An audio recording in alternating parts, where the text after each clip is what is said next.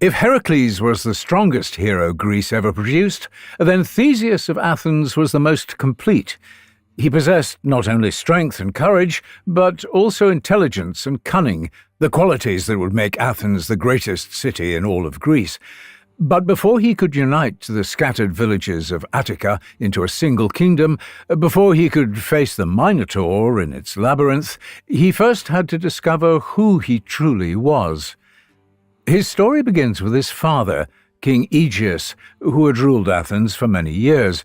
Having tried and failed countless times to father an heir to whom he could leave his kingdom, believing he was incapable of having children, Aegeus travelled to Delphi and asked the oracle for help. She instructed him to journey to the small kingdom of Trojan, where the city's princess, Aethra, would bear him a son. Overjoyed, Aegeus travelled to Trojan and met with Princess Aethra, and the two conceived a child that night. However, unknown to Aegeus, Poseidon also visited Aethra that same evening. The child that was born, Theseus, carried the blood of both men, mortal king and sea god alike. With Poseidon's divine essence running through his veins, Theseus would be granted immense agility and strength, gifts that would prove essential in the trials ahead. But King Aegeus, knowing it was his duty to return to Athens, left the princess to raise the boy alone. Before departing, he placed his sword and sandals beneath a massive boulder. "Only when the boy is strong enough to lift this stone," he told Aethra, "will he be worthy of travelling to Athens to claim his birthright. These items will be the symbols by which I can recognize my son." The sword and sandals. Theseus grew into a smart and capable young man, and sure enough, when he finally reached manhood, he was strong enough to lift the rock and claim his father's possessions. Bidding his mother farewell, he set out on the long road to Athens, ready to claim his birthright. But when Theseus finally arrived in Athens, he found the palace gates heavily guarded and his father nowhere to be seen. The king, he learned, had married during the years since his visit to Trojan. His new queen was a woman named Medea, a sorceress from the distant kingdom of Colchis at the edge of the world. Medea's history was dark and stained with blood. She had once been a princess in her homeland, where she fell in love with a Greek hero named Jason, who had come seeking a treasure called the Golden Fleece. She used her powerful magic to help him steal it, betraying her own father and even killing her own brother to ensure their escape. Together they fled to Greece, where Jason married her and she bore him 2 sons. But Jason's love did not last. When he abandoned Medea for a younger princess, the sorceress took terrible revenge. She murdered Jason's new bride with a poisoned gown and killed her own children to punish their father. With all of Greece hunting her for these crimes, she fled to Athens, where she used her magic and beauty to enchant King Aegeus into marriage. She had since borne him a son named Medus, who was now heir to the throne. When Medea learned that Theseus had arrived claiming to be Aegeus's legitimate son, she saw him as a threat to everything she had built. She had killed to protect herself before, and she would do no less to secure the throne for her son. When Theseus requested an audience with the king, Medea quickly intercepted him.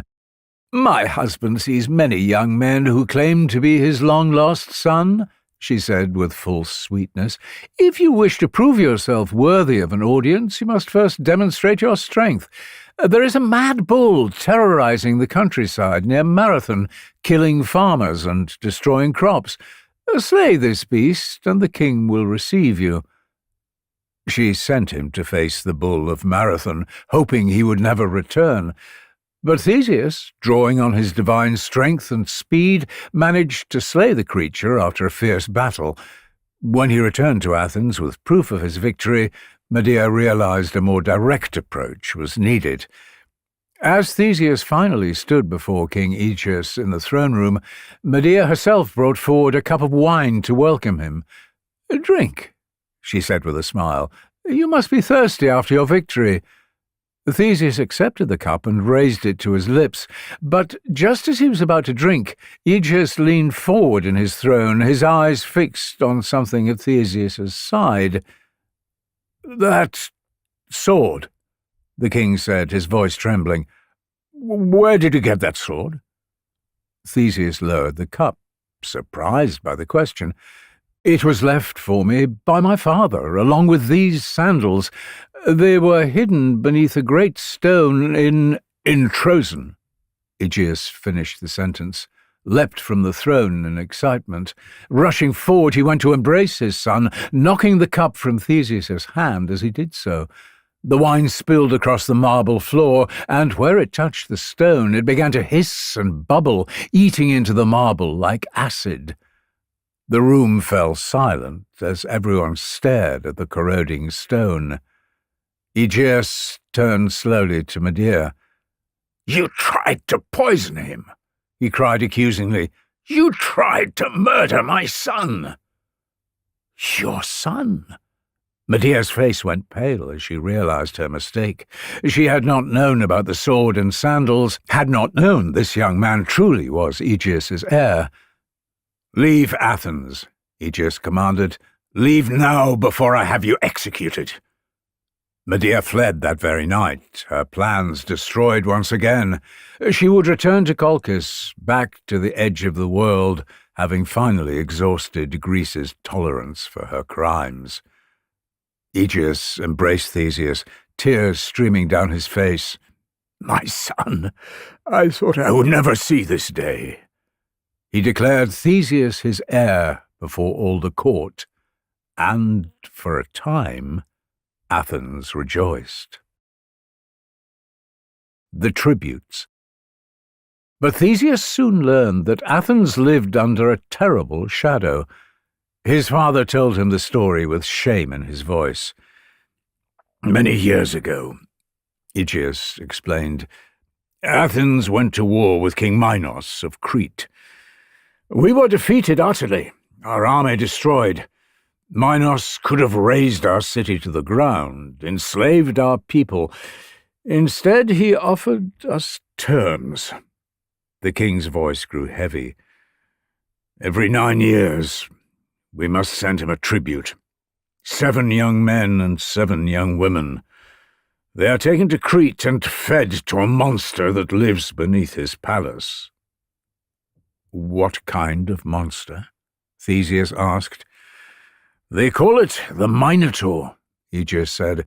"It is said to be half man, half bull, the offspring of Minos' wife, Perseus, and a sacred bull sent by Poseidon.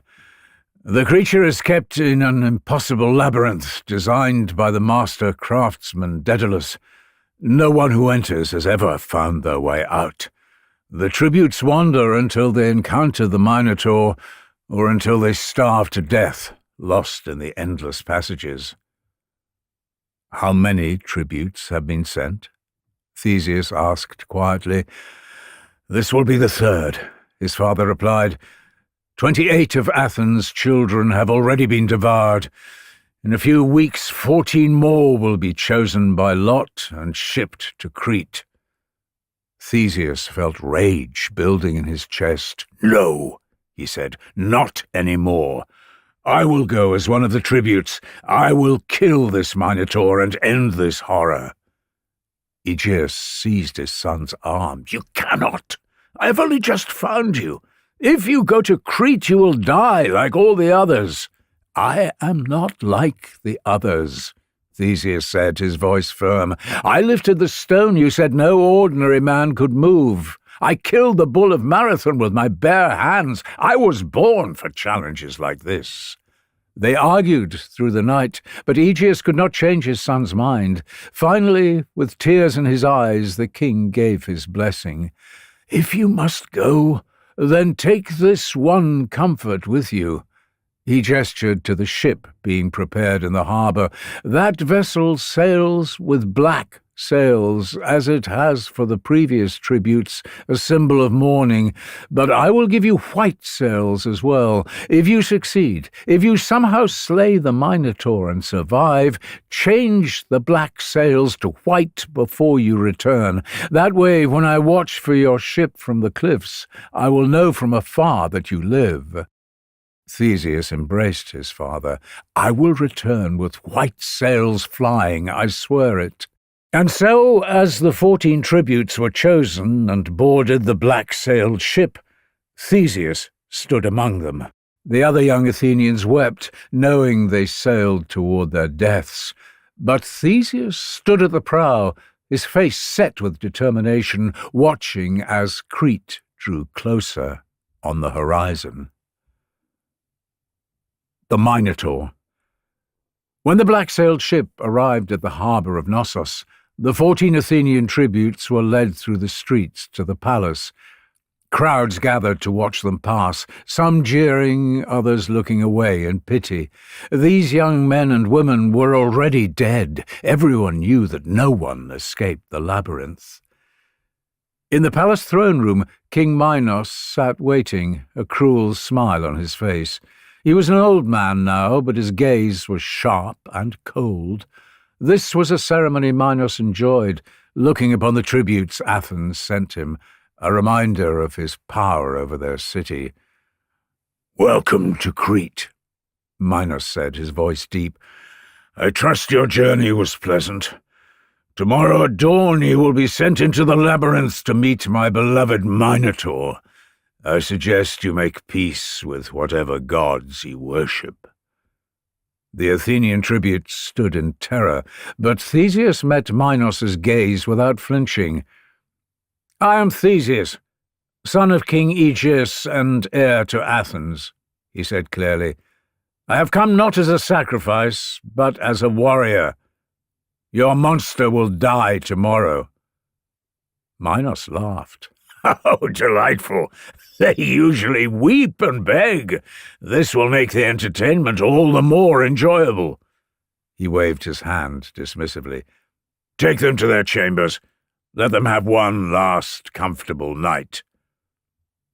As the guards led the tributes away, the king's daughter Ariadne found she could not take her eyes off the young man who had spoken so boldly to her father.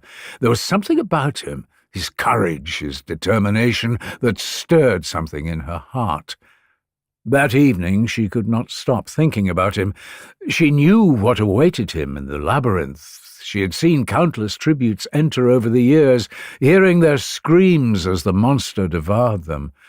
The thought of this brave young man wandering, lost in the darkness, eventually meeting the Minotaur's horns, filled her with unexpected anguish.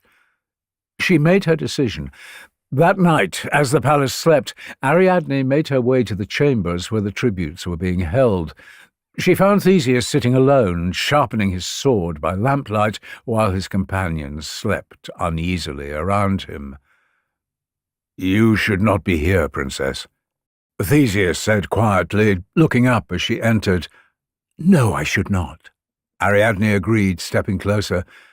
"But I cannot stand by and watch you die. You're either very brave or very foolish to think you can defeat the Minotaur." "Perhaps both," Theseus said with a slight smile. "But I meant what I said. I will kill this creature, or die trying." Ariadne knelt beside him, her voice urgent. "The true threat you face is not the Minotaur. It is the labyrinth itself." She pressed a ball of golden thread into his hands. "The maze is so vast and complex that all who enter become hopelessly lost. Most starve to death before ever encountering the beast. Take this thread, tie it at the entrance, and unwind it as you go. When you have finished, follow it back to freedom." "Why help me?" Theseus asked. "Because I cannot bear to see you die," Ariadne said, tears forming in her eyes, "and because I am also trapped here. My father rules with an iron fist, and I am sick of being the daughter of a man who delights in such cruelty. If you truly can kill the Minotaur, then all I ask is that you take me with you." She paused, as if summoning the courage for what she was about to say. "But I cannot come as a refugee to your city. I ask that you take me as your wife. I know it is bold, but I have royal blood. I would not shame you, and I—" She hesitated. "I believe we could be happy together." Theseus looked at her for a long moment. The offer was generous. A Cretan princess as his bride would strengthen his claim to the throne, and there was something about her courage, her willingness to betray her own father for what was right, that moved him. "When I kill the Minotaur," he said, "you will come with me to Athens as my wife. This I swear." He entered the labyrinth at dawn, tying the thread securely at the entrance before beginning his descent into darkness. The passages twisted and turned, branching off in every direction, the air growing thick and stale the deeper he went. For hours Theseus walked through the winding paths, the thread unwinding behind him like a lifeline connecting him to the world above. Several times he came to intersections where 5 or 6 passages met, each one looking identical to the others. Without Ariadne's thread, he would have been lost within minutes. Finally, after what felt like an eternity in the darkness, the passage opened into a vast chamber at the labyrinth's heart. And there, in the centre of that space, the Minotaur waited.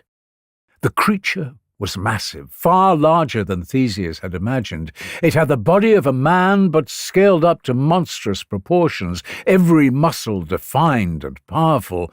But where a human head should have been, there was instead the head of a great bull, with curved horns as sharp as any spear. When it saw Theseus enter, it bellowed, a painful sound that was neither fully human nor fully beast, and then it began to charge. Theseus barely had time to draw his sword before the creature was upon him. He dove aside at the last moment, rolling across the stone floor as the Minotaur's horns passed inches from his body.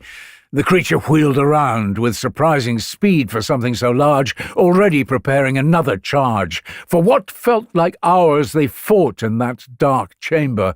The Minotaur was stronger, but Theseus was faster, Poseidon's gift of divine agility allowing him to dodge blows that would have crushed any normal man. He darted in and out, striking where he could, slowly wearing the creature down. But Theseus was tiring too. His arms burned with exhaustion, and he had taken several glancing blows that left him bruised and bleeding.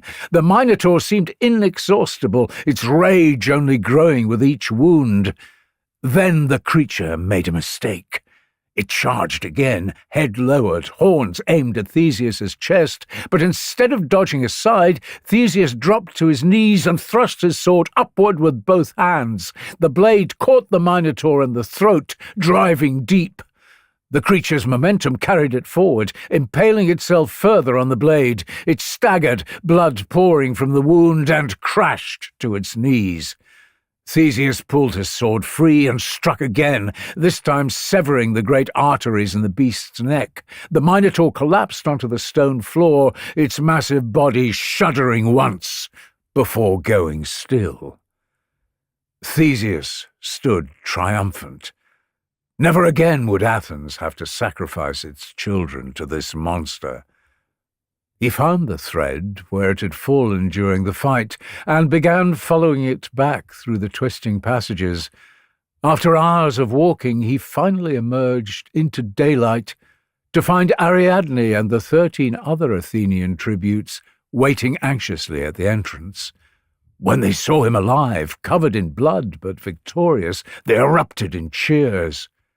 That night, under cover of darkness, they escaped the island in their ship and began the voyage back to Athens. The fate of Ariadne. The voyage back to Athens should have been triumphant. The other Athenians sang songs of victory, laughing and celebrating their escape. Theseus joined them at first, but any time Ariadne approached, he grew cold and distant, staring off into the horizon. Ariadne watched him with growing unease. She had given up everything for him, her family, her home, her entire life. In those first hours after their escape, when Theseus had looked at her with gratitude and something that might have been love, she had believed it was worth it. But now, as Athens drew closer, she saw the way he looked at her changing. His smiles became forced. He made excuses to avoid her. She told herself she was imagining it, but deep down she knew the truth. He was regretting his promise. When they stopped at the island of Naxos to resupply, Ariadne felt a flicker of hope. Perhaps some time alone together, away from the others, would remind him of what they had shared. That evening they walked along the beach together in silence. Theseus seemed troubled, but when she reached for his hand, he did not pull away. "Tomorrow we reach Athens," she said softly. "I know your people may not welcome a Cretan princess at first, but I will prove myself to them." "You should rest," Theseus interrupted gently. "It has been a long journey. Tomorrow will be a difficult day." She wanted to talk further, but she had barely slept since leaving Crete, exhaustion weighing down upon her. Perhaps he was right. Perhaps things would seem clearer in the morning. She lay down on the soft sand, and, despite her anxiety, sleep took her quickly. When Ariadne woke, the sun was high in the sky. She sat up, disoriented, calling for Theseus. Only silence answered her. She ran to where the ship had been anchored and found nothing but empty water. No ship, no Theseus, no other Athenians. They had left while she slept, sailing away without a word. For a moment, Ariadne simply stood there, unable to comprehend what had happened. Then the full weight of it crashed down. Theseus had abandoned her. After everything she had sacrificed, he had waited until she was asleep and left her to die alone on this deserted island. She wept until she had no tears left. Days passed in a blur of despair. She searched the island for food and water, but found little. She built fires on the beach, hoping a passing ship might see the smoke. But none came. She was going to die there, alone, forgotten by the man she had given up everything for. It was then that Dionysus found her. The god of wine and revelry had been travelling through the islands when he saw the smoke from her fire. He found her on the beach, half-starved and delirious, calling out Theseus's name in her fever dreams. When he heard her story, divine rage filled him. "He left you here to die after you gave him everything?" Dionysus asked, his voice cold with fury. "I was a fool," Ariadne whispered. "I thought he loved me. I thought I mattered to him." "You matter," Dionysus said, kneeling beside her. "Theseus is a fool who threw away something precious because he was too blind to see its value. But I see it. Come with me." He brought her to Olympus, where he took her as his wife. Zeus himself placed a crown of stars upon her head, making her a goddess, the constellation Corona Borealis, forever shining in the night sky. She was given the immortality and honor that Theseus had denied her, becoming a goddess while he remained bound to the earth, destined to grow old and die like any other man. The return to Athens. King Aegeus spent every day after his son's departure standing on the cliffs overlooking the harbour. From dawn until the sun sank below the horizon, he would watch the sea, searching for any sign of a returning ship. The other Athenians whispered that the king was going mad with grief, that he should accept his son was dead like all the others who had entered the labyrinth. But Aegeus refused to abandon hope.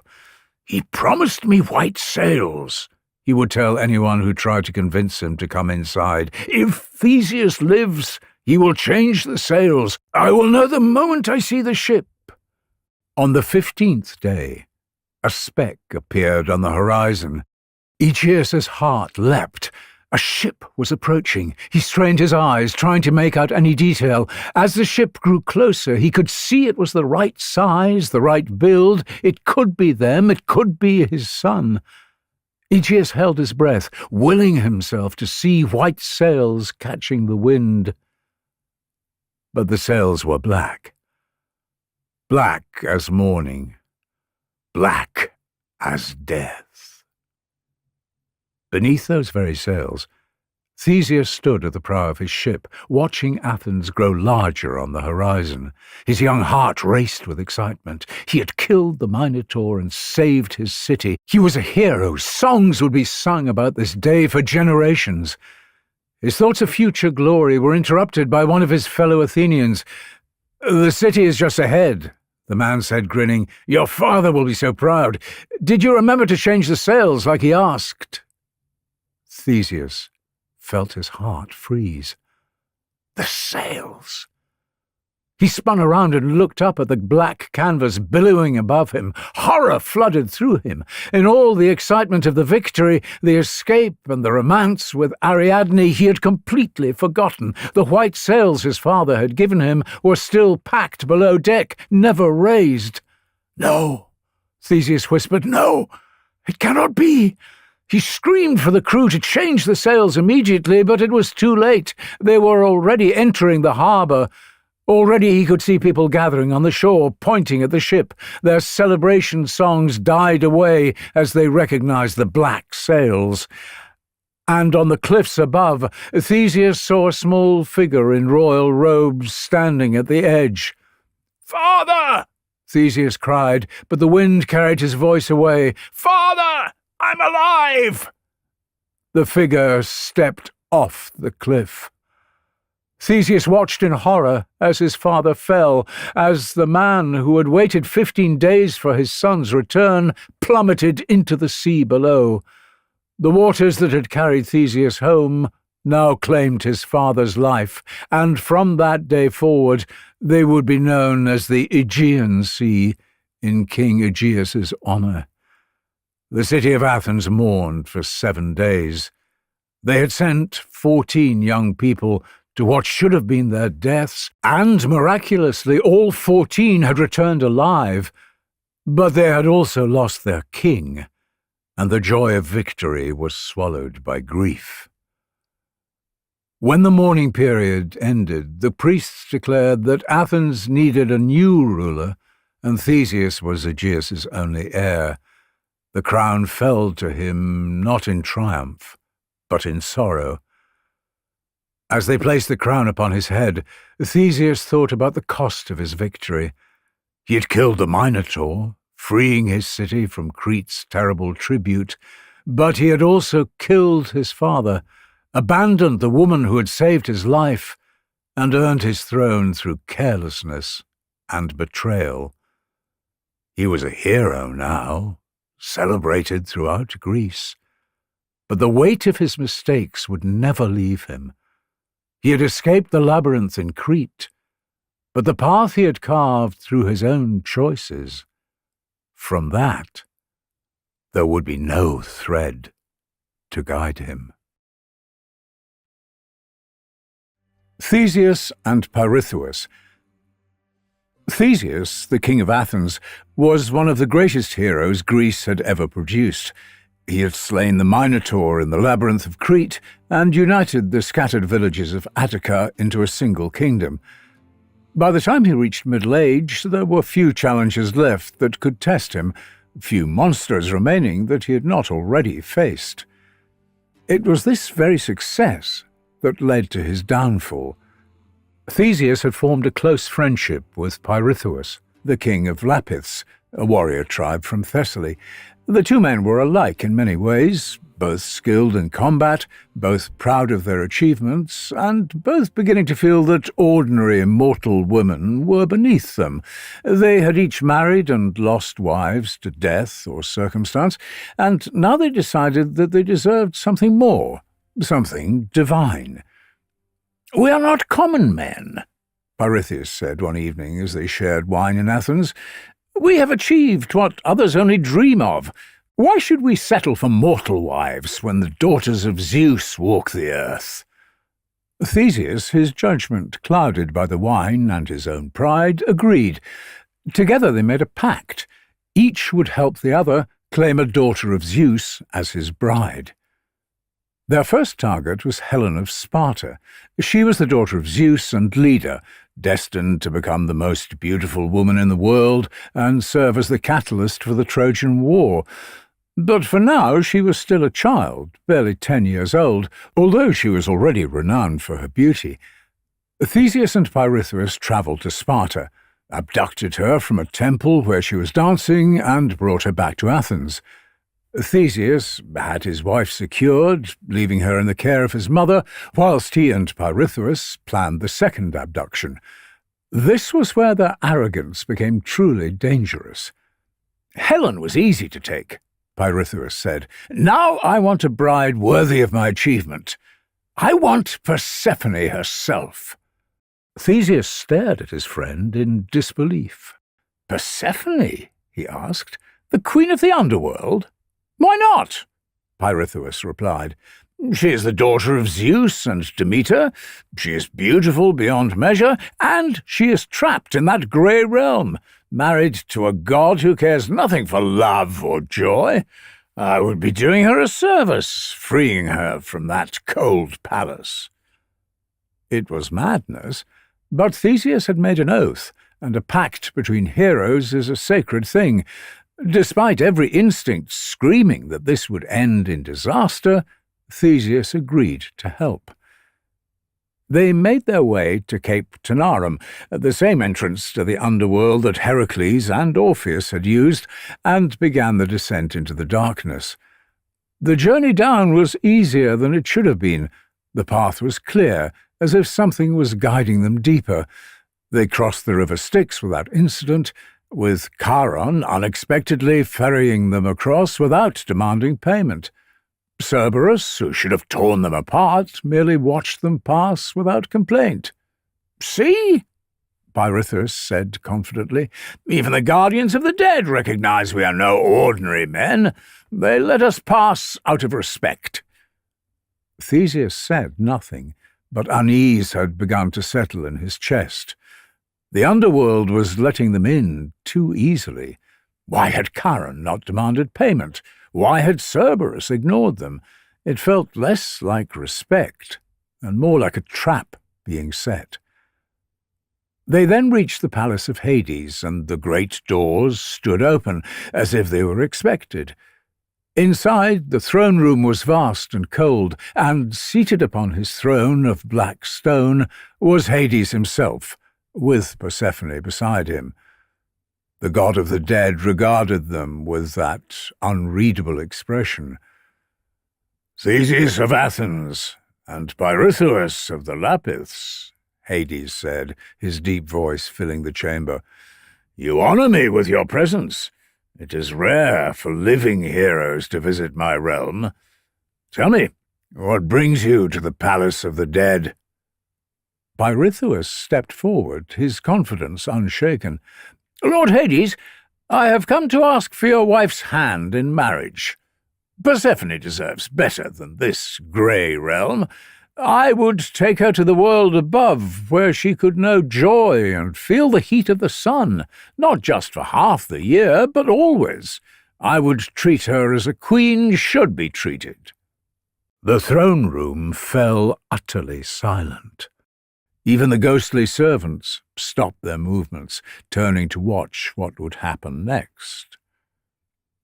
Hades leaned back in his throne, and when he spoke his voice was almost amused.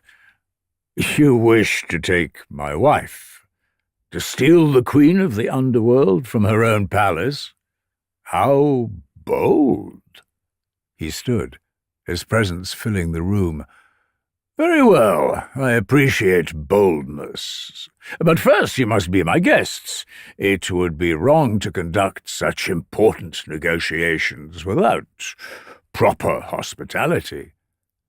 He gestured toward a doorway. "Please, come. Let us discuss this in a more comfortable setting. I have a chamber where we can speak privately." He led them from the throne room to a smaller, windowless chamber.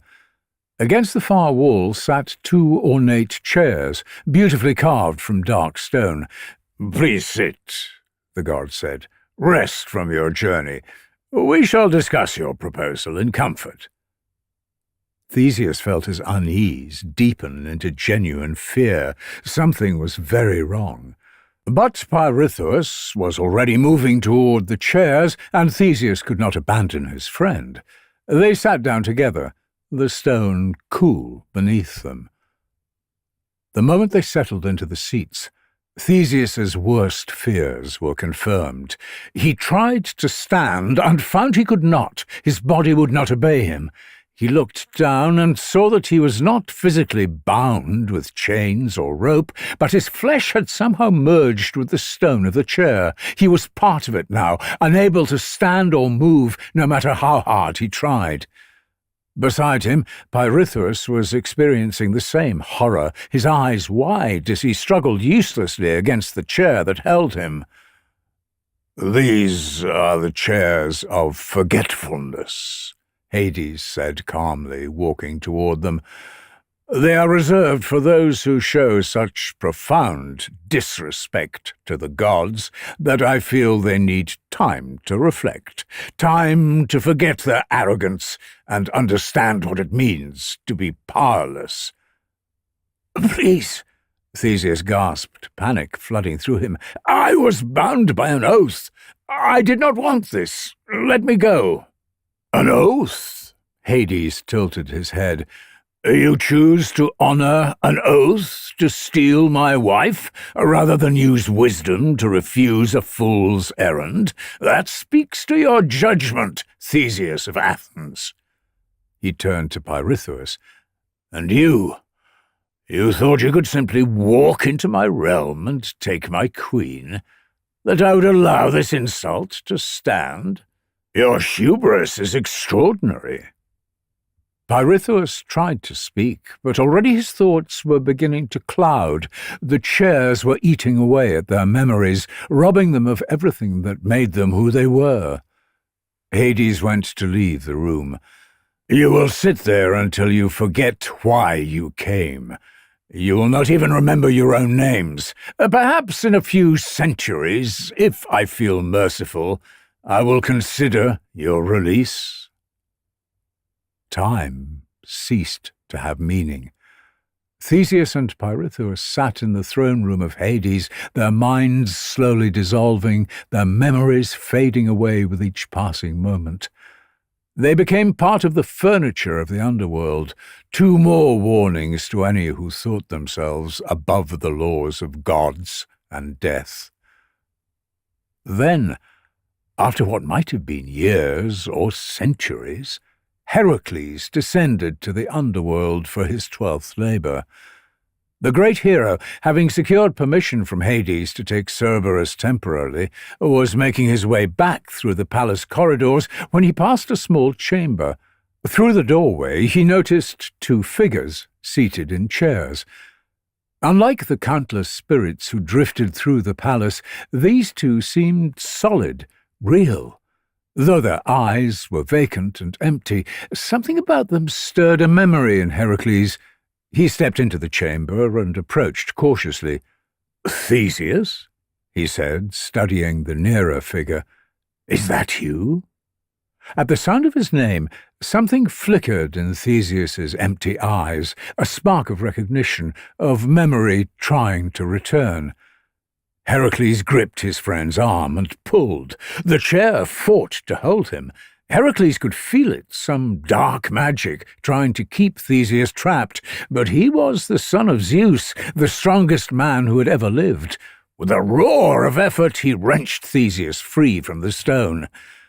Theseus collapsed onto the floor, gasping, memories flooding back in a painful rush.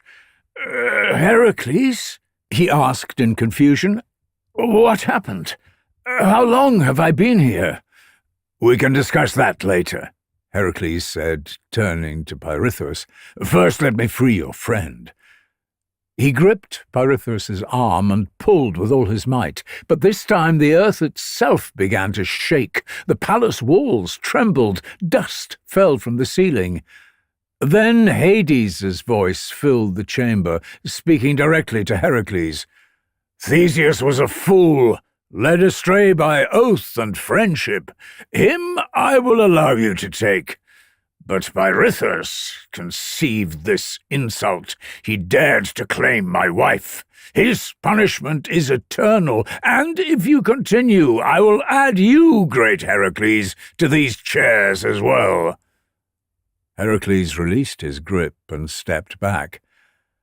"I am sorry, friend," he said to Pirithous, though the man's eyes were too empty to show if he understood. "Your crime was too great. The Lord of the Dead will not release you." He helped Theseus to his feet and guided him from the throne room. Behind them, Pirithous remained in the chair of forgetfulness, his mind continuing to dissolve into nothing. Theseus wept as they climbed back to the surface. He had been trapped for so long he could not say how many years had passed. When they finally emerged into sunlight, he learned the truth.